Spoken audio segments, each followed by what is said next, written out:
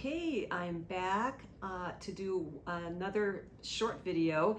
This time I'm going to do just a single book, and it's also another silk painting book, and I'm pretty jazzed about this one because this was actually the very first silk painting book that I ever purchased when I first became a silk painter many years ago, and that is Susan Louise Moyer's Silk Painting, The Artist's Guide to Gouda and Wax Resist Techniques. And it is used, it got a little waffly maybe in the shipping, who knows, but I was very happy to find this book again. This particular one I found on thriftbooks.com.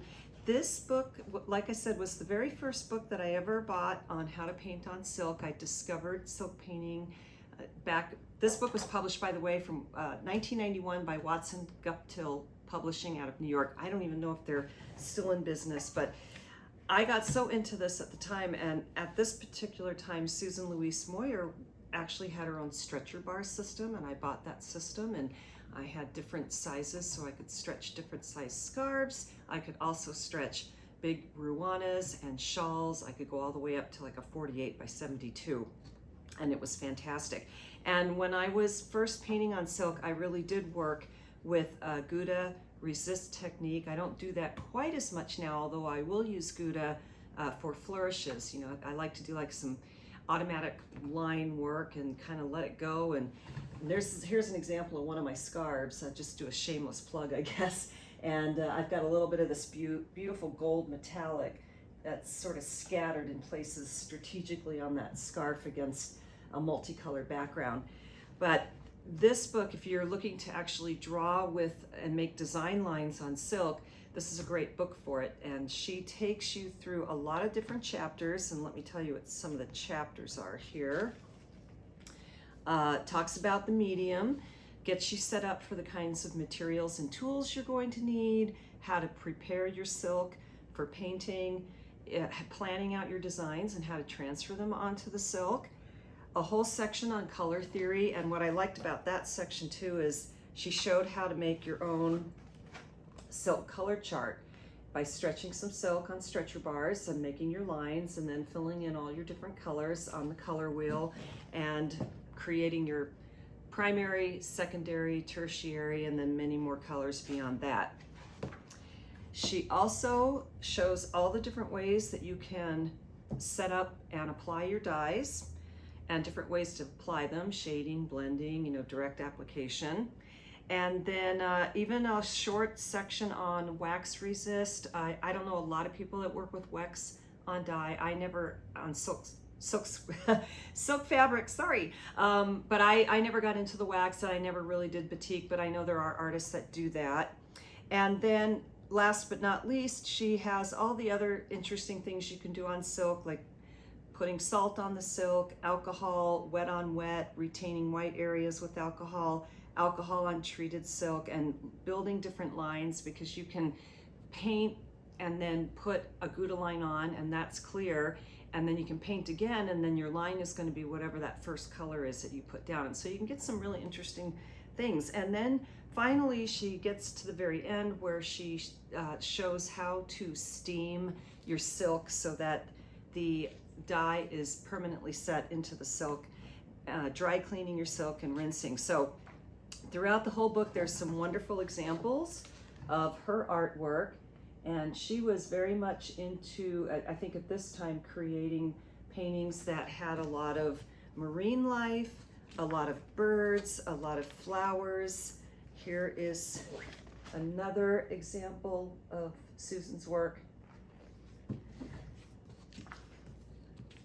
She's even got some instructions on how to stretch. Looks like on this she's making a vest.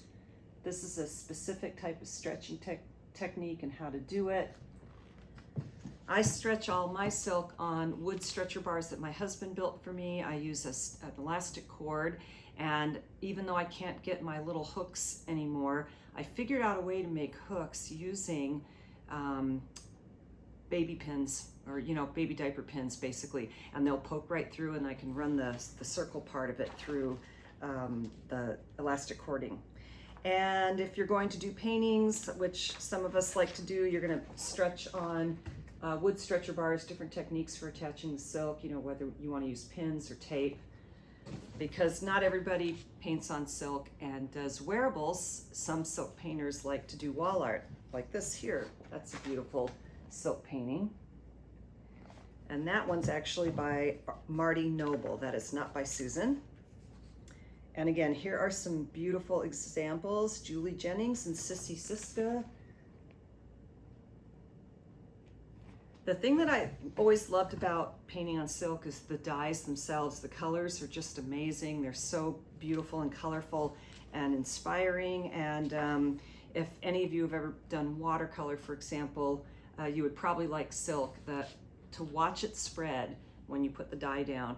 I mean, another shameless plug, if you do want to follow my silk painting, I have a Instagram feed, Tracy Miller Silks, and I actually will put reels up and I show stretching silk, steaming silk, and actually painting on silk. And you can watch just how the dye has this wonderful quality where you put the brush down and it just goes. So this is a very fun book. I'm adding it to the rest of my silk books, which are up here. And I think that'll kind of complete my silk books, I think, for now. But each one is got some good techniques and some good advice and lots of beautiful paintings for examples. Look at these gorgeous flowers. And since I hadn't painted on silk for quite a few years, I just got back into it about 2 years ago. It's great to have like these for a refresher course. And I love just looking through books. I mean, there's plenty of YouTube channels out there and they're teaching silk, and those are fun. But there's nothing quite so satisfying as just picking a book up and flipping through the pages and seeing these beautiful photographs. Here's something where she did just a super simple landscape and a little bit of an ombre technique, but you know, you could build something on top of that. That could be the underpainting for building other things on top of that silk. So again, today's a short one. This is Silk Painting, the Artist's Guide to Gouda and Wax Resist Techniques, Susan Louise Moyer, published in 1991, Watson Guptill Publications. Thanks so much for joining me today. Have a great weekend. I'll see you next week sometime. I've got back-to-back outdoor art fairs, so that's keeping me pretty occupied and busy, but I'll be back soon. Thanks again. Have a great day.